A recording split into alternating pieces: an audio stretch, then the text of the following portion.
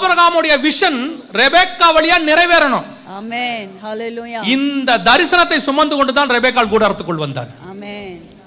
நீங்க அத்தனை பேரும் அப்படி ஒரு தரிசனத்தை சுமந்து கொண்டு தான் உங்கள் கூடாரத்துக்குள் இருக்கிறீர்கள். ஹalleluya. இன்னைக்கு உங்களுக்கு தெரியுமா, நீ என்ன செய்யற? அது சாரால் தரிசனம். நான் ஏன் நிறைவேற்றணும்? உங்க அம்மாவுக்கு சொன்னா நான் செய்யணுமா?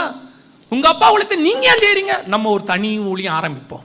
எங்க அப்பா கிட்ட சொல்லுவோம், வாங்க, எங்க அப்பா நினைச்சா உங்களுக்கு ஒரு சர்ச்சு ஃபுல்லா கட்டி தருவாரு. உங்க அப்பாவால சர்ச்சு கட்ட முடியும், ஆனா உங்க அப்பாவால தரிசனத்தை கட்ட முடியாது. அது தேவனுடைய தரிசனம். ஆமென். இன்னைக்கு உடனே நமக்கு முடியாதா? நீங்க வாங்குங்க, எங்க அப்பா கிட்ட சொல்லி நான் உங்களுக்கு வீடு வாங்கி தரேன், காஞ்சிபுரத்துக்கு பின்னாடியே 1.5 கிரவுண்ட்ல எங்க அப்பா கட்டி கொடுப்பாரு. உங்க அப்பா வீடு கட்டுவார், குடும்பத்தை கட்ட முடியாது. குடும்பம் என்பது கர்த்தர் உண்டாக்குனது. ஆமென். இன்னைக்கு நிறைய பேருக்கு அந்த தரிசனமே கிடையாது. Family family family. என்ன family?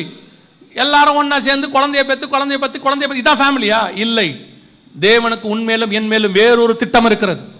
We are all heavenly family. ஆமென். கர்த்தராகிய இயேசு கிறிஸ்துவை விசுவாசி, அப்போ நீயும் உன் வீட்டாரும் ரட்சிக்கப்படுவீர்கள். நோவா தற்காலத்தில் காணாதவைகளை தரிசித்து பயபக்தி உள்ளவனாகி தன் குடும்பத்தை ரட்சிக்கும்படி ஒரு பேழை உண்டு பண்ணினான். தரிசனம் இதான். கிறிஸ்து உன்னை ரட்சித்ததுக்கு ஒரு தரிசனம் இருக்கு. 2 பேரையும் சேர்த்ததுக்கு ஒரு தரிசனம் இருக்கு. இங்க வந்த உடனே அது மாமியார் அவங்களோடலாம் என்னால் இருக்க முடியாது, இருக்காதீங்க. மாமனாரோட நான் இருக்க முடியாது. நல்லா கவனிங்க, நான் ஒரே ஃபேமிலி ஒரே வீட்டுக்குள்ளே தான் இருக்கணுன்ற கான்செப்டே நான் சொல்ல வரல. நீங்கள் தப்பாக புரிஞ்சிடாதீங்க. நீங்கள் தனித்தனி வீட்டுக்குள்ளே இருக்கலாம், ஆனால் ஒன்று உங்களுக்கு புரியணும், நான் இந்த வீட்டில் இந்த குடும்பத்துக்குள்ளே வந்தது அவர்கள் தரிசனத்தை நிறைவேற்றுவதற்காக.